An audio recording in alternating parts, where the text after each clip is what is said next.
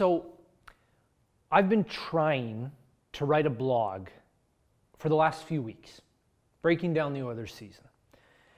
But there has been so much buzz around the team that my thought process has been changing pretty much every single day. And then yesterday, after Bob Nicholson's press conference, Mark Spector wrote this article for Sportsnet. If you haven't read it, I strongly recommend that you do. I'm not going to summarize it. Just go ahead and pause me, read it, and then come back and listen to what I have to say. Now, here's the thing. I'm not a very big fan of Mark Spector's work. I think he has a tendency to sensationalize things, and his opinion can drastically flip-flop in a very short period of time. For example, you can actually Google Mark Spector Taylor Hall, and these two articles appear back-to-back in the search results. And despite only being written 11 months apart, they are completely contradictory. But despite how I view Spector's work, I took this article very seriously because it took some balls to write it. He puts Daryl Cates and the Old Boys Club right in the crosshairs. I mean, Daryl Cates owns the building where Mark goes 41 times a year to cover the team.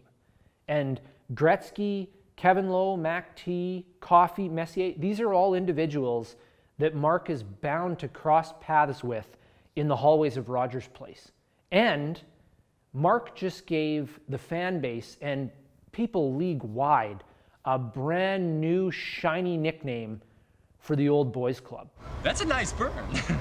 When my original Oilers video went viral, the main point I brought up was accountability and that the Oilers needed to instill it within the organization. I believed the Oilers had finally dealt with that when they structured the team with the leadership flowchart of Nicholson, Chiarelli, McClellan, McDavid.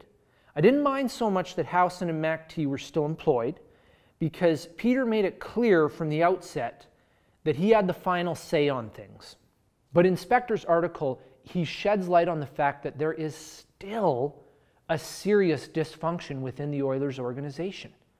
I'm not sure exactly how things stand, but it appears that the Old Boys Club, or as I will now unaffectionately refer to them as the Red Wine Summit, still has a ton of influence, or is even calling the shots, and that Nicholson, Chiarelli, and McClellan are just a facade to shield them from criticism and allow them to continue to run the team.